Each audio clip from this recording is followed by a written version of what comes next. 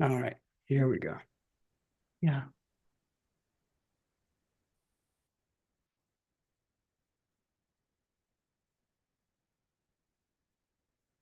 Yeah. So, hi everyone. I welcome you to weekly Meshery development meeting. I will be sharing with you this meeting minutes right now in the chat so that you can write your name in the attendees and any agenda item that you have that could be open issues or pull request. You can mention them all into the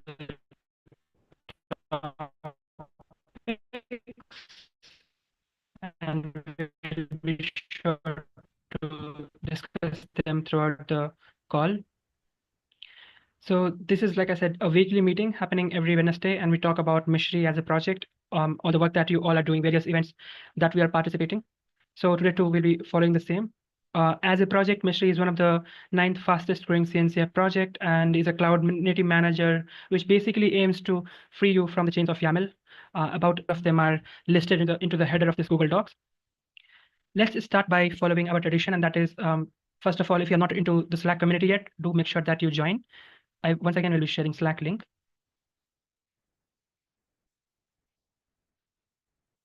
And then if you are a newcomer on this call, feel free to unmute yourself and give a quick introduction.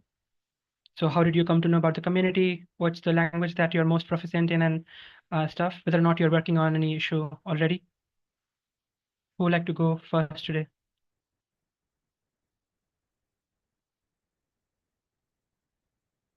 All right, so I'll take a look at a couple of participants. And I think, Abhinav, is it the first time that you're joining this call?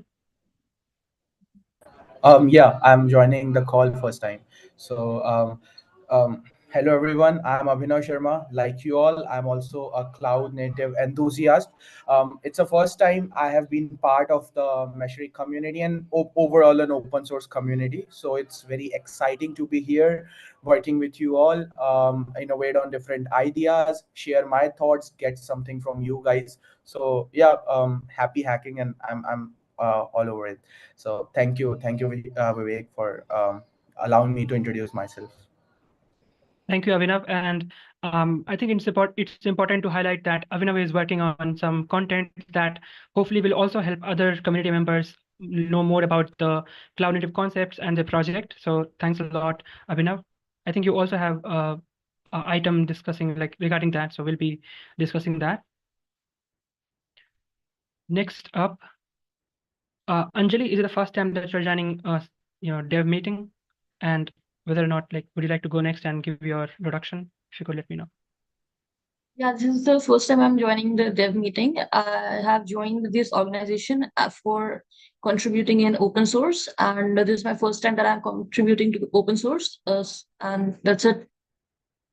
Right now, I have not done any work. I've just gone through your website and like as Abhinav was saying, what are the technologies that you're using, and what language I should be proficient in, Golang. So that's I'm just learning about those things. Thank you. Wonderful. Thanks a lot for giving your introduction. Anyone? So we will take one, two, or like one and two more introductions. So yes, stage is open. You can unmute and give your quick introduction. Kavya, would you like to go next? I think you're also a newcomer.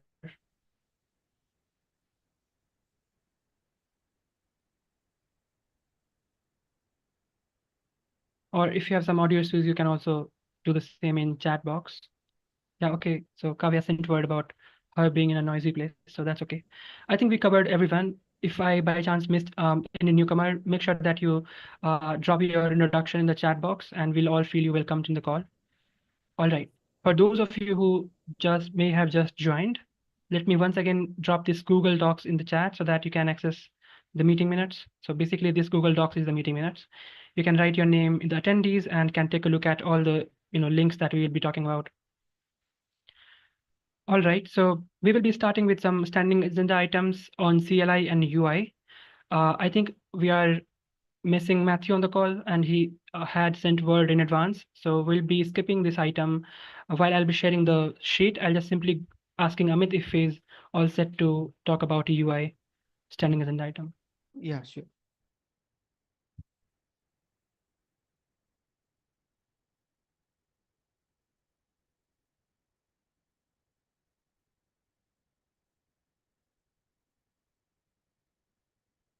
Yeah, so this is a sheet where we track all of our UI migration that we are doing. And from the last week, we have some update, like we migrated the our cloud UI to the MUI version 5 or the assistant. So now all of the UI are migrated to the assistant. So that one was update. So assistant is in the behind the scene using the material version 5. So yeah, we migrated to the MUI version 5. And one of the next step will be like now migrating to the version 6. So soon this some of the rows are added for the MVI version 5 to 6 migration soon. And also like some of the component from class based to functional based also done, like the Prometheus and the Grafana. I merged some of the PRs for that. And like now only there are few 4 components are left. Mm. Also we have the help needed for the like the migration of the RTK query to from the data fetch or the Axios library. So those are the components that are not have any assignees. So anyone wants to work, they can add comment here. So yeah. So these all are the updates. Thank you, Amit. So let's see if we have some questions for you. Amit, do you mind sharing that sheet one more time? Yeah. So just so concisely with the current, so the current focus is on getting rid of Axios in favor of RTK query. And so if there are JavaScripters here on the call looking to put their hands on something, there's like 21 or so different components or different, yeah, I suppose it's components, right? Not pages, Yeah, different components to help out with. Okay. Oh, that's great. They could just, it looks like Fahim is on the call and he's an individual busy in this area. So people could just contact you, contact Fahim. yeah. Sure. Nice. Okay. All right. Thank you.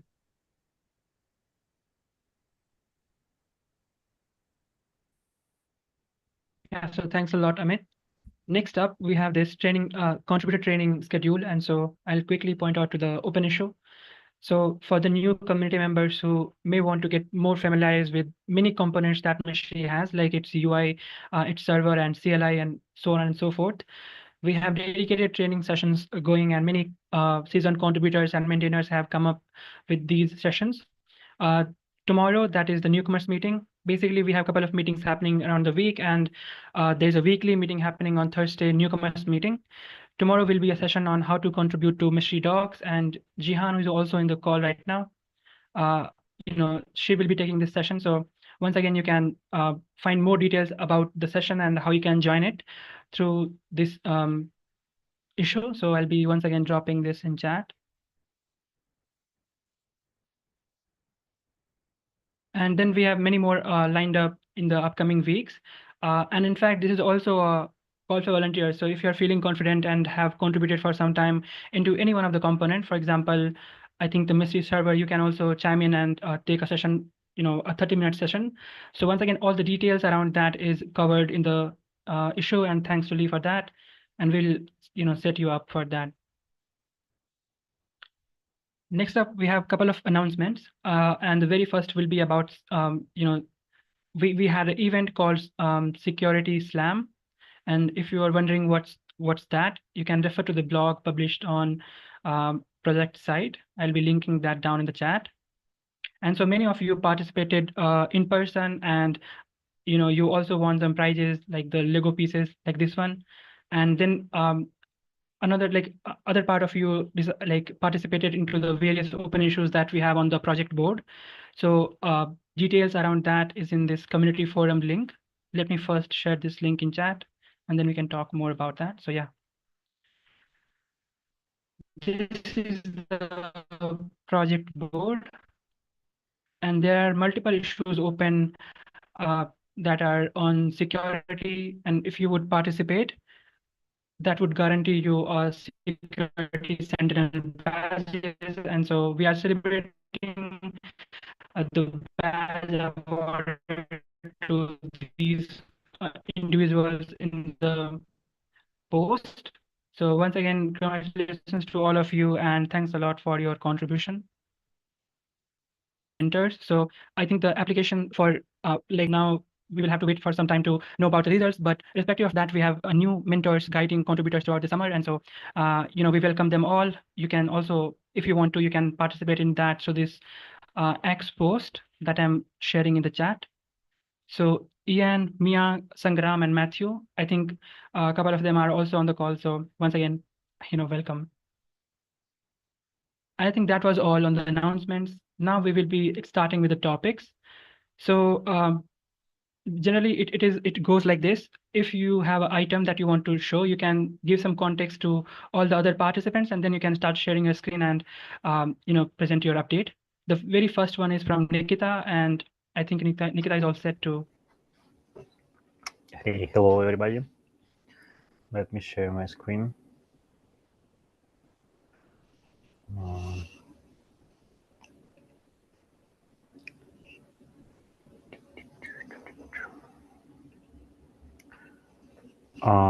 Yeah, so we were recently added to schemas like JSON models. So it's like just a bare JSON generated from a JSON schema, which looks like this one.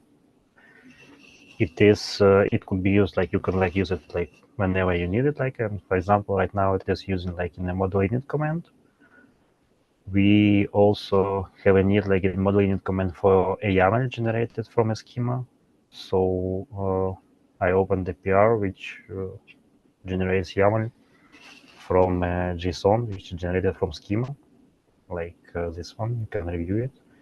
So it's like a small one, and it's actually what it does. It's just like this block. It's using JS YAML, and it's like converting JSON, like this one, to a YAML, and it preserves the ordering of fields. And yeah, just like to show the YAML for the JSON looks like this one.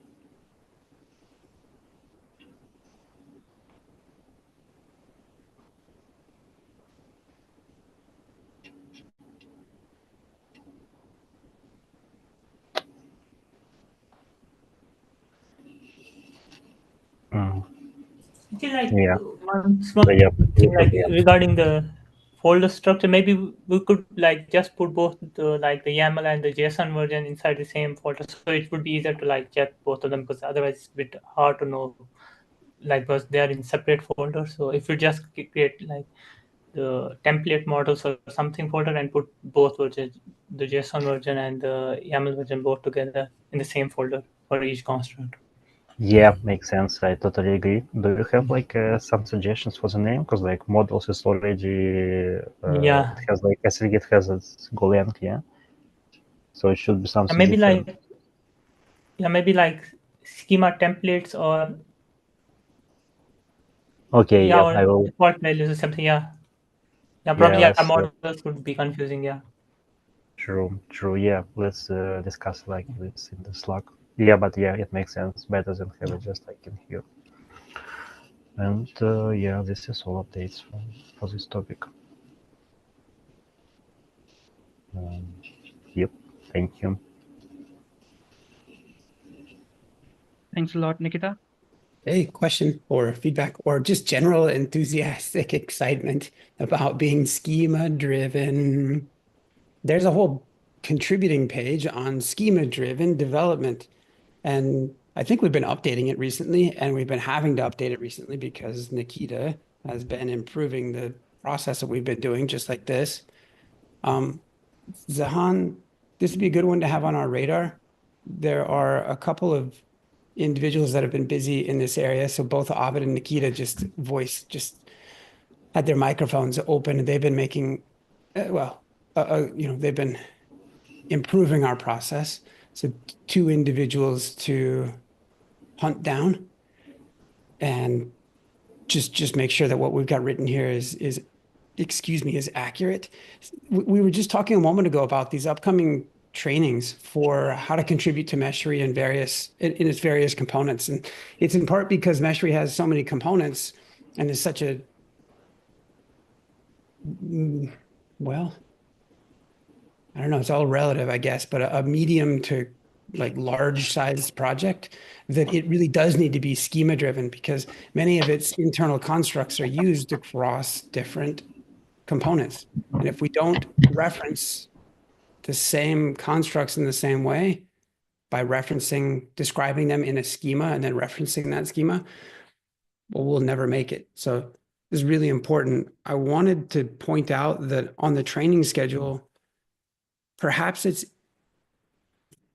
we should make it implicit, to the extent that we can, that each of the training sessions reflects upon schema-driven development. How is it that the docs are schema-driven? What do you mean? What? Well, actually, there's quite a few docs that are very much schema-driven, that are completely auto-generated. There are many aspects of the docs that are automatically generated based on the REST API, based on the Meshery CLI commands, based on the Meshery operator CRDs. I can keep going because there really are a number of other examples, and those are schema based. Some of what happens inside of Meshery CLI is absolutely schema driven, because Meshery CLI deals with the nouns, the constructs inside of the project, and helps you manipulate them and create them and do CRUD operations on them. Yeah. So anyway, being schema driven, something I wanted to take a moment to jump on top of and say that we should talk about more often. It should be, there are a couple of open proposals for new constructs. One of those is that we've been, well, if this expression makes sense to you, we've been beating around the bush on formalizing the concept of a policy. Meshery has policies. They're pretty cool, actually. And we use Open Policy Agent right now to help interpret those policies, but they've yet to be made a first-class citizen within the core constructs. It's a good example of an upcoming policy or upcoming construct that's needed. There's orchestration policies and an orchestration engine that's needed. Those will clearly need schemas to help define them. So if you want to hear more about schemas, I'm here all day. Yeah, we got to be schema driven. Good. Thank you, Leo. Thank you, Lee, for sharing. I also went ahead and shared some links to the docs and GitHub repo, just in case anyone wants to take a look. Yeah. So next up, I think we have the next update from Abhinav. So Abhinav, are you all set? Yeah, so it's a very quick one.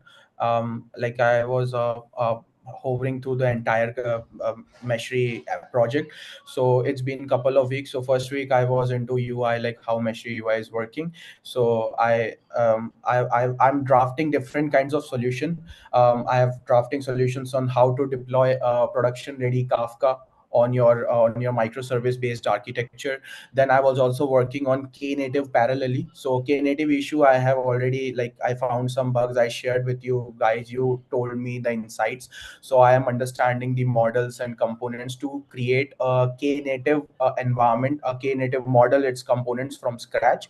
But in the meanwhile, I wanted to show you another example that I've created on how to deploy a Kafka. So allow me to share my screen, and I'll walk you through it very quickly. Okay. Yeah, you can like always take the screen. Okay. All right. So yeah, my screen is visible, right? You guys can see it. Okay. Yes, yes, yes. Yeah. So it's a canvas, we all know about this. So it's a very bare minimal setup, a POC that I've developed, which have two components called Kafka and Zookeeper. So the one who don't know about Kafka, it's somewhat like a distributed streaming platform. We can use it as a message broker. Zookeeper is its side component, or you can say a management component, which manages all the configuration. Then I've created a Kafka UI for the better visualization, but we do not need it. But in terms, if we develop in future, if we develop a tutorial or something, that UI will definitely help us to understand how components are working together. Then there is a different deployment, which is a consumer application, which is you can say a pub sub model, which publishes and subscribes to any messages coming into the Kafka. So it's a very naive architecture with stateful sets and deployments and services. The basic things that we know about Kubernetes all are being put together into this canvas. So I have we can deploy this on. I have deployed Meshery on my local cluster, and these components are deployed on my cluster itself. So this is the cluster, and here when I there is a namespace created Kafka here. Get all. So it creates all the components needed to run the Kafka, and it's working on a load balancer. If you use Minikube or something, you can also direct it to node port services as you want. And when I go into this route, it will open a UI that will help me to analyze how Kafka is working. So as I told, there is a consumer working, and within this consumer, if you go, there are topics. Topics are something where messages are coming and going. It's just a platform, you can say in a native language. And I can produce any message, something like hello Meshery, and it will be published on the consumer application. So here's my consumer application, and when I check logs here, I can see something is printed here, and you can see hello Meshery is there. So this is a very basic architecture, a working one. In production, we can increase out the replicas, and all these things can be managed easily using this itself, increasing the replica count, adding the persistent volumes in it. So all these things are manageable. It's a POC cluster, so I don't have much resources in it, but yes, this is a POC that I developed so far. And same I am developing for other tools like Knative and all other cloud natives tool that I know and I am proficient to work in. I can develop on that as well. So this is what I want to share with you all guys here in this call. Thank you. That's really great, Abhinav. There's also one comment from Lee that it might be helpful if you could include some annotations on the design so that it gives many more hints to anyone looking. Okay, yeah, definitely a useful one. I do that. Yeah. I was wondering if anyone else has any comments or thoughts before we move on. Yeah, I've got a couple of quick ones. The deployment that you have done of that design that you just showed with the Kafka UI and a message that you had sent, did you say that that small cluster was in AKS or somewhere else? Yes, it's in AKS. I've created this cluster in AKS, imported that cluster into the Meshery, and then all these things are deployed on that AKS itself. Oh, nice. Yeah, very good. And then do you happen to know if that cluster is also running Meshery operator? Like, do you, yeah. Yes, Oh, yes, it is running Meshery operator. Like I have used Meshery CTL to init the complete Meshery environment. So it inits that environment on my cluster, and all components like Meshery operator, Meshery sync, and there is also a broker, I believe. So these components are running fine, and they yeah. are like communicating with my cluster proficiently. Is there any particular challenge that you recall from, when you had from using AKS and Meshery together? No, I would like to mention that it's just one command process. I just run Meshery CTLs in start with mentioning the platform Kubernetes, and it's spinned up properly. No issues found. Yeah. We're gonna have to. We're recording, right? We're gonna have to post that little snippet of Avanav. It's one command, easy. Yeah, Yeah, good. definitely.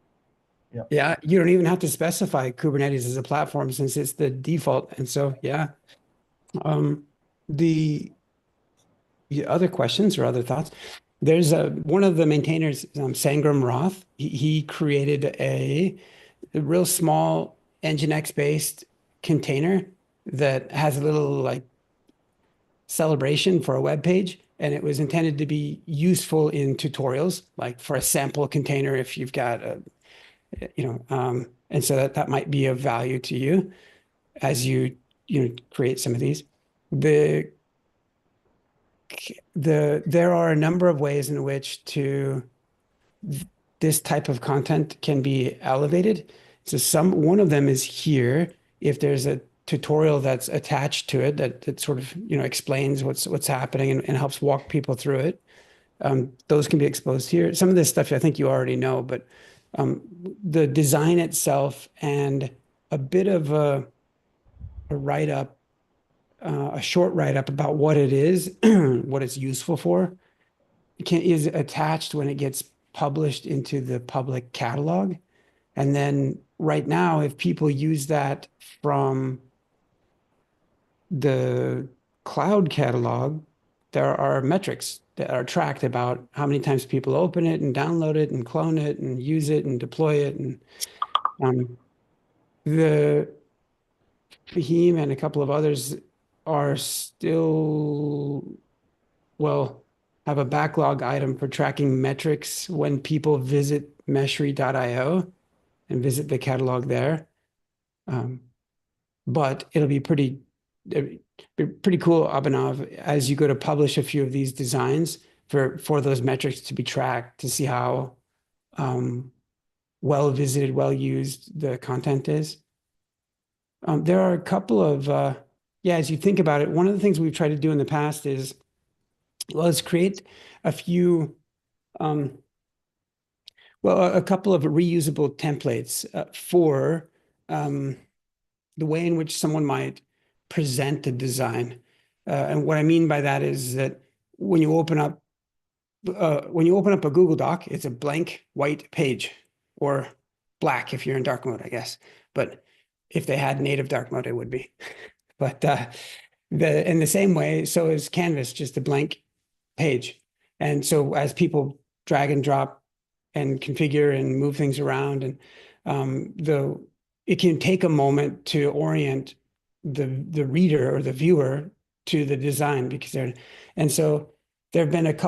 a number of issues that have been open to help create templates for like a title or an annotation and the way it's formatted, so that it's sort of consistent, that there's some suggested consistency to the way that people are presenting their solutions architecture or to presenting their, visually these things.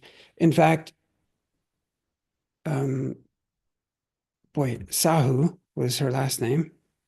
She was here and had opened a number of them, and the Stalebot has just closed a few of them. They need to be reopened, and they call for such templates. And so, yeah, we could use some help getting those back open. Yeah, actually, like I had one question or suggestion. Like, were you able to use some of like existing components for like the Kafka and stuff? Because I saw just like mostly they were like these native Kubernetes stuff. Like, were you able to use any like specific model for Kafka and getting the components directly from the like the Zookeeper directly or Kafka server? No, I haven't used that as of now, but I'll try with that as well, like using the already existing component, and will design in that way as well. Yeah.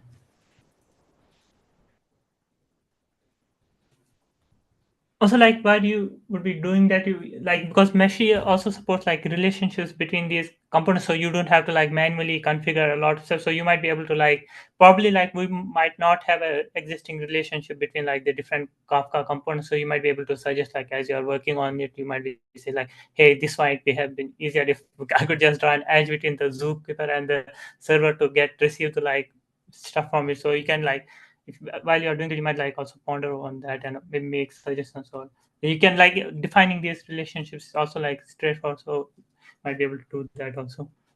Yeah, definitely. I'll do that. But I also have to attend, the sessions that we create, these contributor sessions on how docs work, how models work. So I'll attend that, and we'll get more deeper insights on how things working, and we'll Yeah. create a more better design before publishing it to a catalog. I'll do that.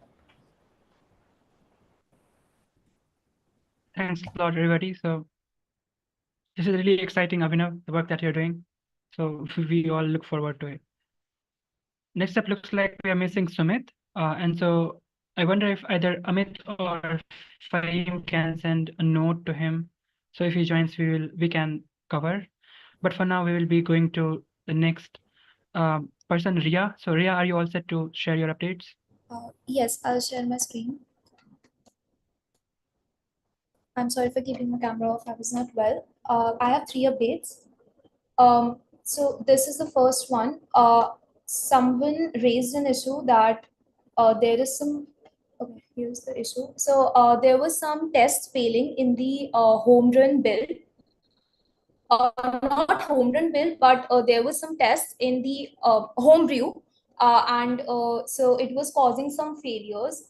They have mentioned it over here.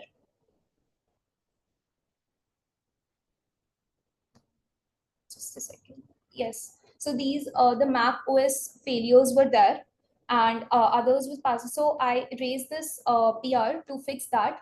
This was related to setting up the Meshkit logger. Not Meshkit logger, the registry Meshkit logger. Here we were setting it up on initialization of the CLI, but it can be present. It should be initialized when we are running any registry command or sub commands. So I shifted it over here, and the command and the tests are passing now. So I think we are good to merge this PR. Matthew has reviewed it, and it is solving the issue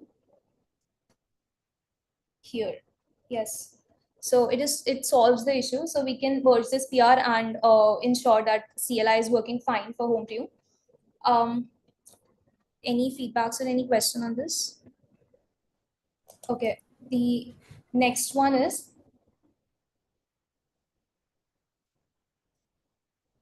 so this particular issue where we have to resolve the scheme, resolve any references in schemas.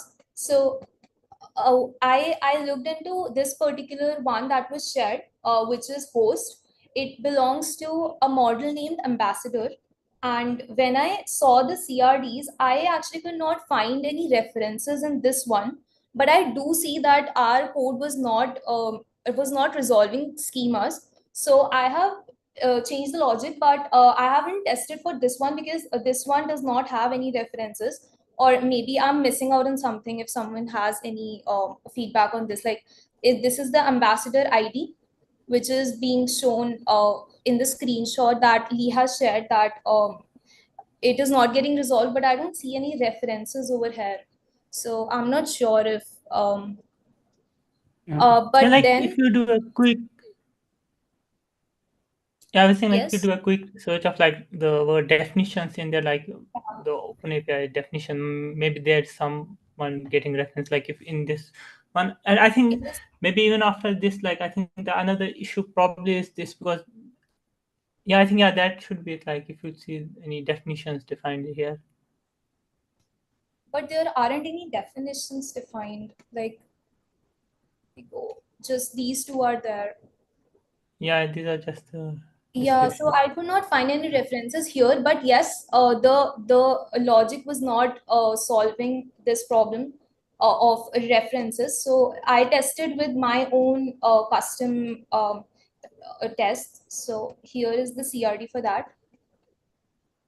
I'm using this reference schema, and then if I and then like before this PR, this was the result, but now it is resolving the schema, and I have not like created any new logic, I have reused the one that is already present, which is get resolved manifest, which was present there.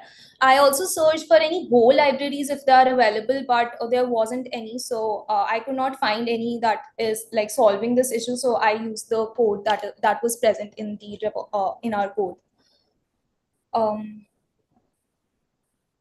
Nice. Yeah, it sounds like what you've done here solves the issue as it was described, except for which is wonderful. That's great. This is good. Like creating a second issue might be what's necessary, because it so happened that the specific example that I took a screenshot of actually isn't quite caused by what I had described. It sounds like it's caused by something else, something like maybe having to do with the one of. It said that for this property, it's expected that this ambassador ID, for example, be one of either a string or an array. And it might be that our ability to look up what possible values that array could have, maybe that's where we're getting stuck. Like if you go back to the screenshot real fast, just to get it's worth spending the time on this, because this is a significant issue. So we've got two fields, ambassador ID with no underscore, a different ambassador ID.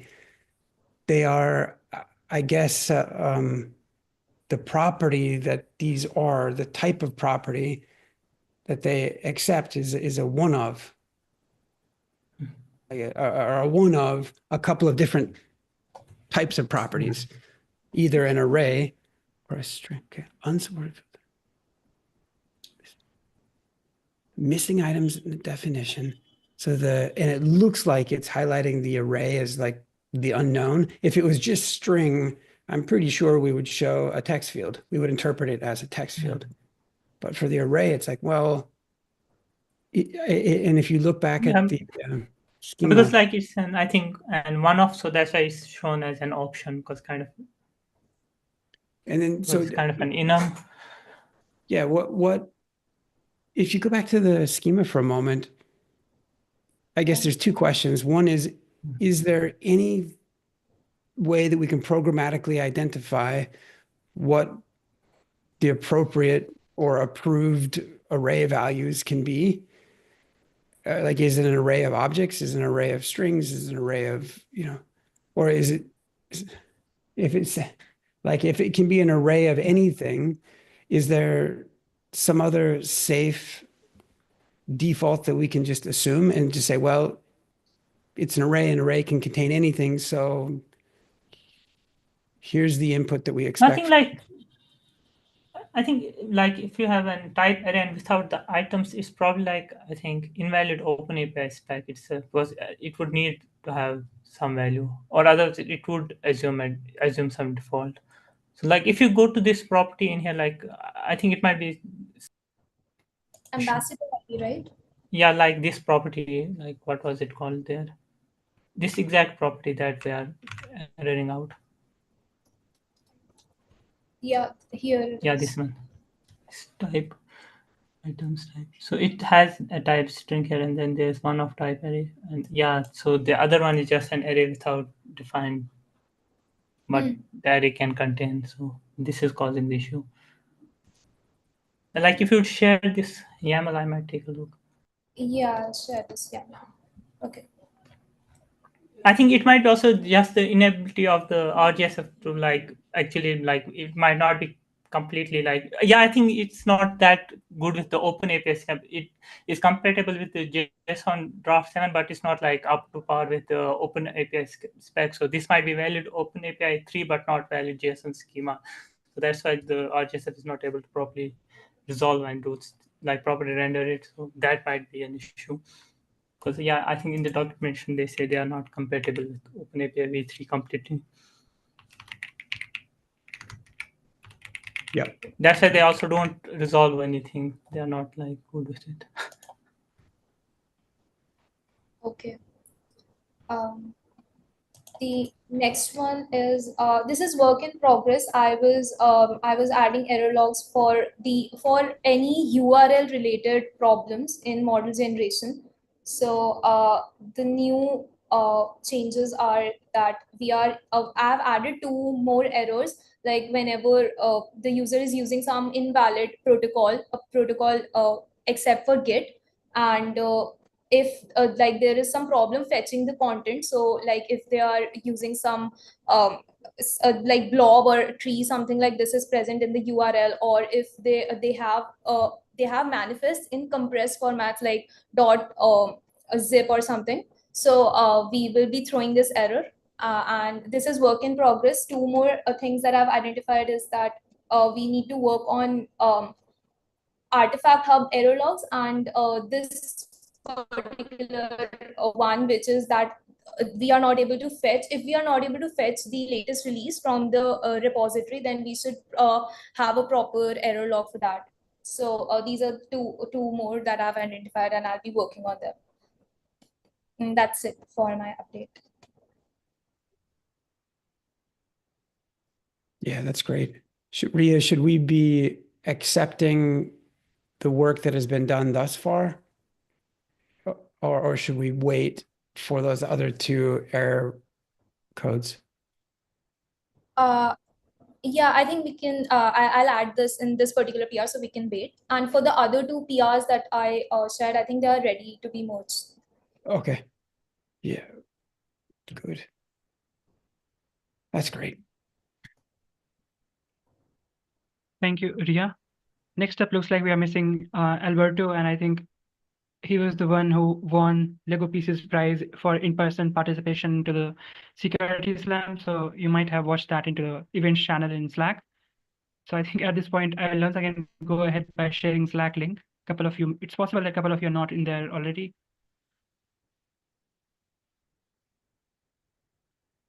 All right, looks like next up we have a Meshery CTL update from Meshmate Yash Sharma. So Yash, do you want to go next? Yeah, sure. Let me share my screen.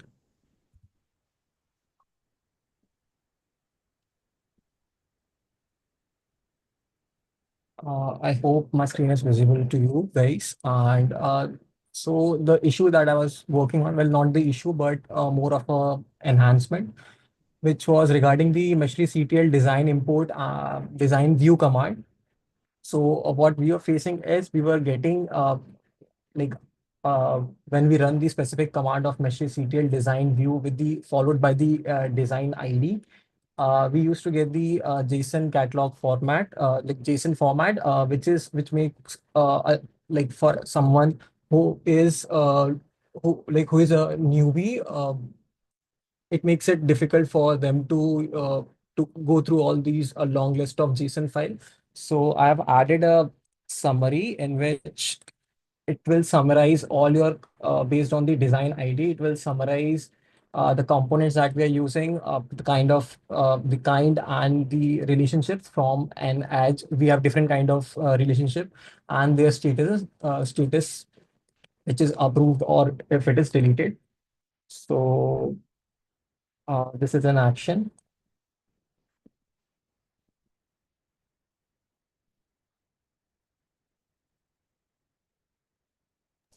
Yash, are you sharing the right PR, or like I think you're stuck on your screen. Yeah, you're not switching between tabs, if Okay. that's what you're doing.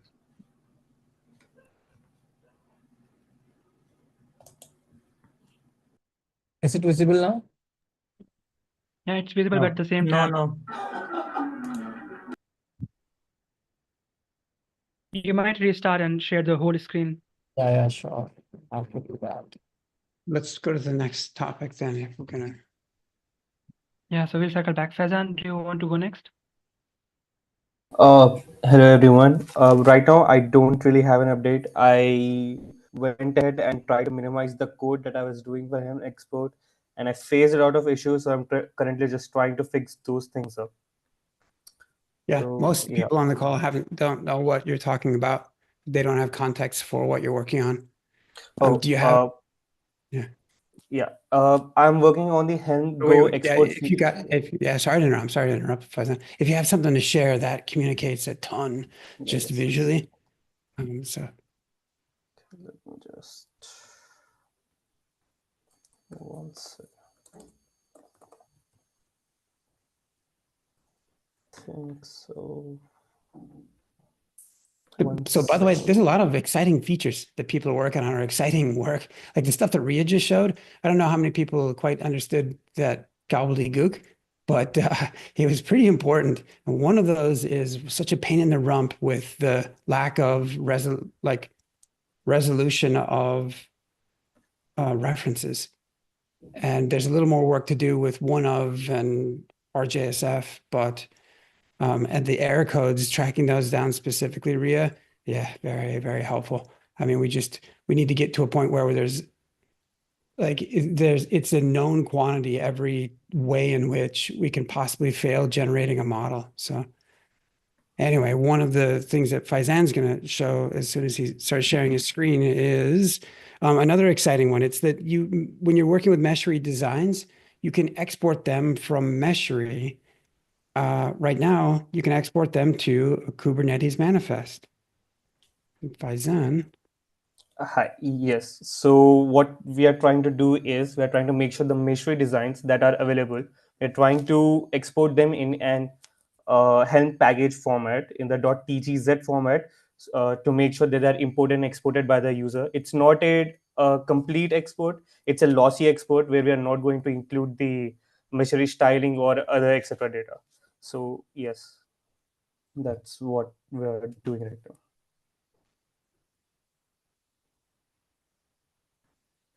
Hello. It sucks when you don't get feedback, doesn't it? Yeah, dude, I'm excited. I'm pumped. You're gonna make me use a Yes. swear word on the recording. Don't do it.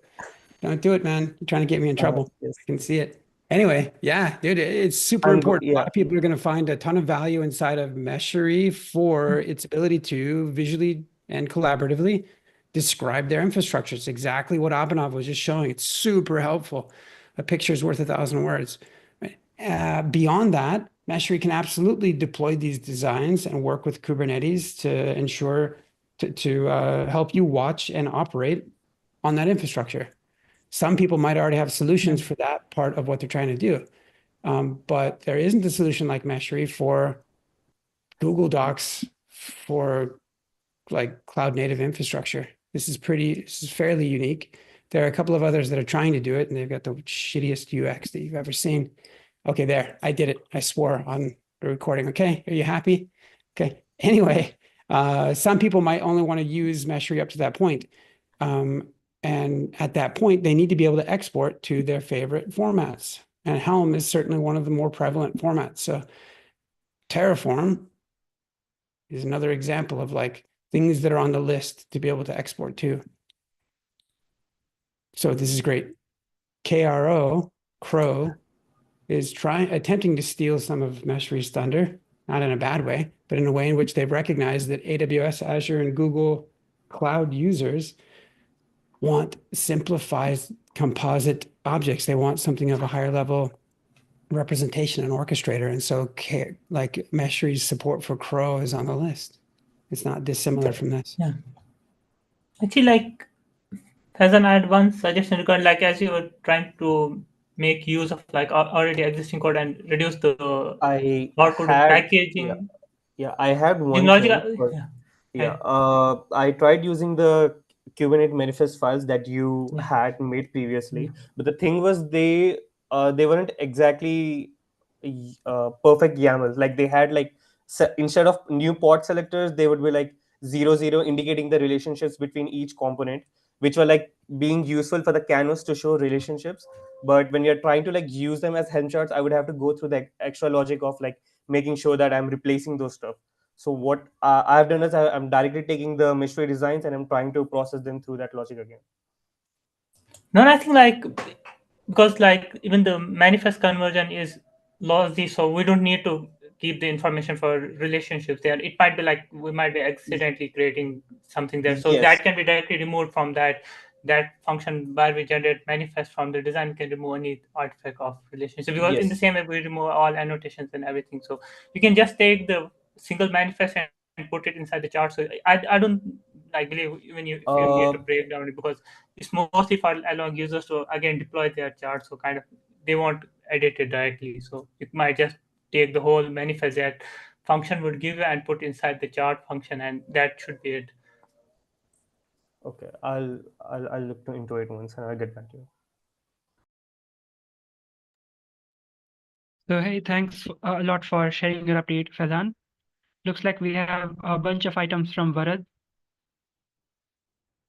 Yeah. Hi everyone. So currently I'm working on E2 testings for Meshery UI, and yeah, I don't have any updates, but a modification I would like to propose is currently most of the tests I'm doing the components are lacking some IDs that are making it difficult to track the component and test it.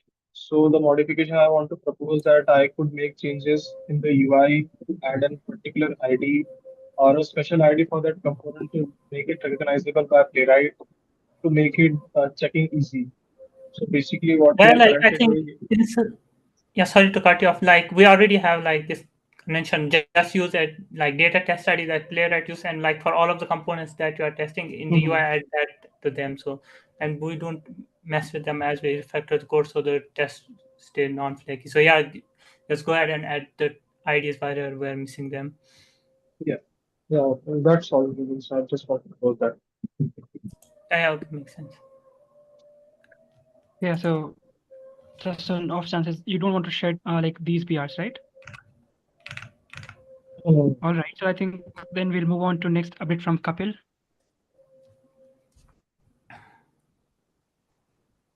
Kapil, by any chance, do you want to go Yeah. next? I wanted to, even on the last one, I have some anecdote to share. So with we did a lot of UI testing with Selenium, and IDs used to be something that used to shoot ourselves in the foot. So we eventually had to switch to classes. We used to recognize the classes out of the components, and then they wouldn't generally change. So we used to base our stuff based on that. So yeah, probably one day we'll have to think about it somewhere. But it was a Selenium problem. I don't know how much it affects Playwright. I think they use very similar things, but yeah. Now Yeah, let's it's like with the IDs we would get the problem because components change, but that's why that Playwright has a special kind of the data test IDs, which is like specific just for the like for the testing purpose. So as we okay, refactor, the just code pure wouldn't test change ID. that. Yeah. So they Yeah. remain. In Selenium, we used to get a big problem with this, but yeah, I'll move on to my thing that I wanted to share with you guys. Where is my wrong Slack? Okay. Okay, so I have a quick one pager to go over, and I have an image that says 1,000 words about it. So it says, this is the start line where everybody else is starting, and this is where me and Falgun are starting because we are working on Grafana and Prometheus integration, which hasn't been touched for a while. So we have about $10 million of tech debt to pay. So now I have a ask for the maintainers. One of the MRs that we've been waiting on to sort of get merged and be able to test, because we dropped support for Grafana connections from the cloud provider, the Meshery provider. We've dropped the support for Grafana. So we need one provider which works, and I think local is going to be our only option at the moment. So what I'm asking for is sort of, I completely agree we need to be schema driven. The connections and credentials today are not using any schema. They are, and this could be a separate issue, but at the moment this becomes a blocker for us because if we don't have local be able to save connections because it can't save credentials, then we can't move forward with that. And apart from that, what I'm trying to put forward is a more general argument here is the PRs that are addressing issues with Grafana and Prometheus might be like if other components are at say 100%, we might only get to 50% because we're starting a bit back. Like we are trying to get to where like maybe we reach schemas maybe in 2-3 PRs rather than reaching in a single one. So I'm asking for a sort of bit more leniency on maintainer side, so we are able to sort of get functionally there, and we can make issues for whatever tech debt needs to be addressed. For example, moving to schemas, for example, in UI, moving to RTK, things like that. So basically, yeah, that's what I'm trying to put forward. I am looking for thoughts. Yeah, actually, a couple like we don't need to like clean up everything in the same PR while we are trying to fix. So yeah, that makes sense. So like I Exactly, think yeah. just as like if possible, like if you are like refactoring something, then maybe during that refactoring you might just like do the best thing, like just go ahead and use schema. But like if it's just you are trying to fix stuff, then yeah, you don't need to like do all of the work in that just single PR. Like yeah, it's like I think at the end it's Yeah. like a decision to Yeah, make. Like if it's incremental, easy to do basically, it, yeah, then we can that's what do. I'm, Yeah. yeah, Yeah. incrementally we want Regarding to do the it. Yeah, go ahead. yeah, makes sense. Yeah, I was saying like regarding the second thing, like with the persistence of the Grafana connection. So like the persistence for all of these connections should be generic. Like there should be like we can only persist Grafana, but we can like persist Prometheus, but not Grafana. And same for all of the providers, like whether remote or cloud. Like if it can like save Prometheus, then it should be able to also Yeah, save Grafana. it can't save either. Yeah. Local can't save either. Oh yeah. So at the moment it's Yeah. it can't save a credential, so it can't save either. And Yeah. and with cloud, we have just dropped support for Grafana. We've just said that we are not going to do Grafana connections anymore with the cloud provider, the Meshery provider, basically. So the local remains the only option. Basically, it's still connecting though. Like even with using Meshery provider, it's still connecting, but I can't get my data back. So when I go ahead and tell the Meshery provider, hey, give me the data about this connection, it returns connection not implemented. I think I had shared a thread also, I think which yeah. Amit responded to. Yeah, it might be because because we are not schema drawn. Because I think for the cloud, because it doesn't manage these connections, so the implement like there shouldn't be much implementation other than like the data access. They're just like saving the Exactly. And database and stuff. So yeah, it's currently yeah, just saying that I'm not going to give you the yeah. data even. It's Yeah. just meant to just have the Yeah. data It's saved and probably a send it bug back, but there or it's not something. Yeah, having that. yeah, No, it's yeah. not a It's bug. probably a It's a bug. proper support drop. This is the thread I'm talking about. Let me just where is Amit responded to one of my messages recently. This is just a second. My bad. Yeah, this one. So basically, we've just moved away from Grafana, right? On cloud, it says coming soon, and even on API requests that go to the cloud provider, it responds back with this connection is not implemented yet. So basically, what I'm saying is, let's merge this one. I think it's at the state where it could be merged because it fixes what it says it's gonna fix. It does not do it in the best way possible, i.e., it Yeah. does not like put use of schemas. Then we don't want to So do it. Like we gotta be schema driven. Otherwise, we've been doing this kind of a thing for many years, and Right. it works for a while. And this stuff worked for a long time, and now it doesn't work. And if we're not being schema driven about it, like it's not worth the hassle. It's not worth spending the time talking about it, reviewing it, coding it, only to come back and to change it later. It just really isn't. We should just kill the feature. Cloud is to support connection strings, CRUD on any type of connection to like persist it. Connections, it's not well documented. It is documented somewhat, but in Meshery docs, like there's kind of two types of connections: managed connection and unmanaged connection. Managed connection is something like connecting to GitHub. That's a managed connection where, yeah, something like Meshery's cloud is able to interact with GitHub and import repos or do things in Meshery, but Meshery Cloud is not in a position generally to interact with like local your Kubernetes clusters or infrastructure that might be running on them, like a Prometheus or a Grafana. Yeah, go ahead. Yeah, no, my bad. Somebody was just okay. yeah, my bad. Sorry. Talk to the hand. Talk to the yeah. So there's a bug. Okay, so Yeah. Yeah. we need to better I get the support. point. Like we need to get to like okay, we'll go with that then. With the backend, if it's gonna fix something, it needs to fix it using the schemas. Let's go with that as the conclusion from this. Yeah, in the past, it's like we've acquiesced those types of requests. So we felt under duress to be like, wow, this thing's got to work. Like, it's broken. Somebody's giving a demo or what, and it's like, okay. And then it just, that $10 million starts I to, completely get it. I completely get it. Yeah. Yeah. Yeah. I've been there. I've been there, Lee, a lot of times. Okay. I'll make sure that we then work in that fashion, and I'll make sure I allocate my hours based on that to like making the sort of first challenge we face is the connection schema itself is not so now we have to start a bit more back and go to the connection schema, make it the new versions like compatible with what we actually expect, then move from the local struct to the connection schema. That's where I'm gonna start this week then.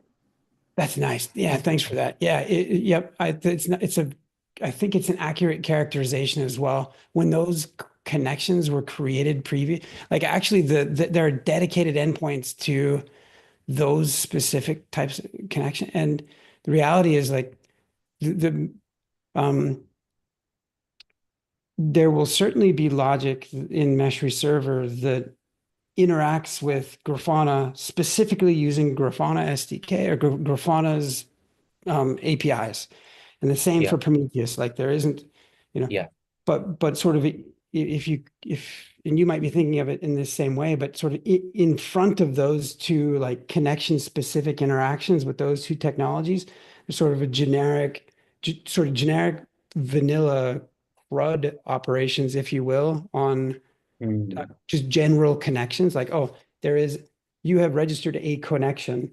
It can go through these states: connected, active, disconnected. It has a credential associated, or it does not. And like, there's just some generic base level. Yeah.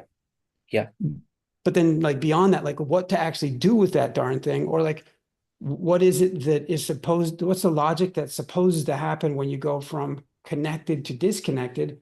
Well, let's see, what type of connection is it? Oh, it's Grafana. Oh, okay. There's this logic here is Grafana specific. Yeah. Okay. So we'll And you're start right. there then. You're right. It's an overhaul of that underlying, like Meshery was in a different position back then. Yeah. Okay. Then let's focus in on that in that manner. One more thing I wanted to share is like the test on Meshery operators. So I've been able to. So there were about 32 tests, including all the components, unit tests.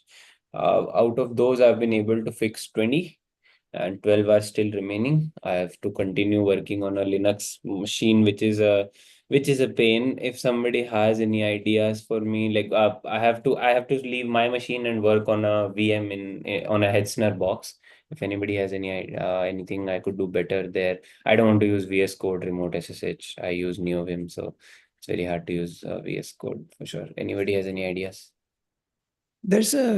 I don't know if this gets you any different into a different position than you already are, but there's at least one community resource, bare metal server that is that's used as a temporary sandbox for running a Kubernetes cluster, but the system itself, the OS and the data on it remain consistent and no one's using it. And what I'm saying is it's an underutilized resource that if having access to remote Ubuntu system for doing dev stuff or whatever stuff is helpful to you, then we can get you those credentials. No, I'd love to get them when I currently have my Hetzner box purchased. So at the moment it works fine for me. I've already started working on it, but yeah, I'll need that someday because I'm gonna run out of my lease on my personal server. Yeah. Okay. Thanks a lot. It's very productive. Thank you so much.